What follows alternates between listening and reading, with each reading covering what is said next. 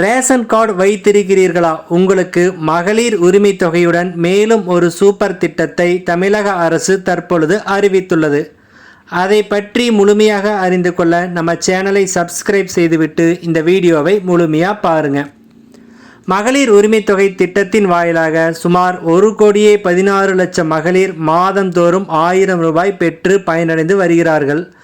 தற்பொழுது நடைபெறும் முகாம்களில் பெறப்படும் மனுக்கள் பரிசீலிக்கப்பட்டு விரைவில் விடுபட்டு போன தகுதியான அனைவருக்கும் வீடு தேடி மகளிர் உரிமை தொகை வழங்கப்படும் என தமிழக அரசு அறிவித்துள்ளது. இத்துடன் மேலும் ஒரு சூப்பர் அறிவிப்பையும் தமிழக அரசு தற்பொழுது அறிவித்துள்ளது.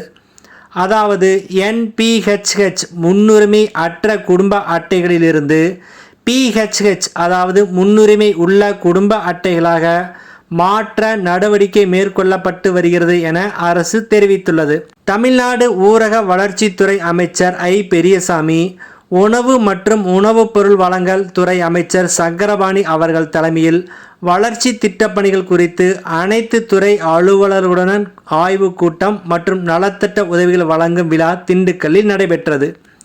இந்த விழாவில் 44 பயனாளிகளுக்கு 36,87,000 மதிப்பீட்டிலான நலத்திட்ட உதவிகளை அமைச்சர்கள் வழங்கினார்கள். நிகழ்ச்சியில் பேசிய அமைச்சர் பெரியசாமி அவர்கள், தமிழ்நாடு முதலமைச்சர் பொதுமக்களின் நலனுக்காக எண்ணற்ற திட்டங்களை அறிவித்து அந்த திட்டங்களின் பயன்களை கடைக்கோடி கிராமங்களில் வசிக்கும் பொதுமக்களையும் சென்றடையும் வகையில் செயல்படுத்தி வருகிறார்கள் எனவும், அரசின் திட்டங்கள் அனைத்தும் ஏழை எளிய மக்களுக்கு வீடு தேடி சென்றடைய வேண்டும் என்பதற்காக உங்களுடன் ஸ்டாலின் திட்டம் உருவாக்கப்பட்டுள்ளது எனவும், இம்முகாமில் இலவச வீட்டுமனை பட்டா, முதியோர் உதவித்தொகை, மாற்றுத்திறனாளிகளுக்கான உதவித்தொகை, கணவனை இழந்தவர்கள் உதவித்தொகை, சாலை வசதி, தெருவிளக்கு வசதி, குளத்தை தூர்வாரும் பணிகள், வாய்க்கால் உருவாக்குதல் என பல்வேறு கோரிக்கைகள் குறித்து மனுக்கள் பெறப்பட்டு நடவடிக்கை மேற்கொள்ளப்பட்டு வருகிறது என்றார். மேலும் தமிழக முதலமைச்சர் அவர்கள் தேர்தல் சமயத்தில் சொன்னபடி மகளிருக்கு மாதந்தோறும் 1000 ரூபாய் வழங்கும் மகளிர் உரிமை திட்டம் செயல்படுத்தப்பட்டு வருகிறது.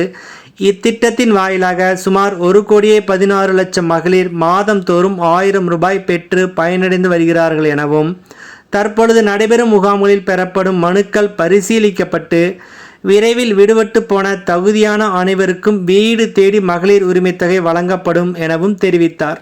மேலும் இம்முகாமில் மனு அளிக்கும் 60 வயதை தாண்டியவர்களுக்கு முதியோர் உதவித்தொகை வழங்கப்பட்டு வருகிறது எனவும் தெரிவித்தார்.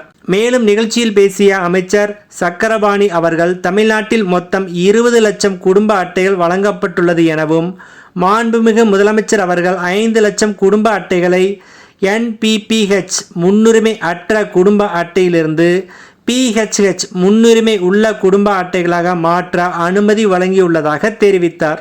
எனவே இது சார்பான அதிகாரப்பூர்வ அறிவிப்பு கூடிய விரைவில் வெளியாகும் என எதிர்பார்க்கப்படுகிறது. நன்றி.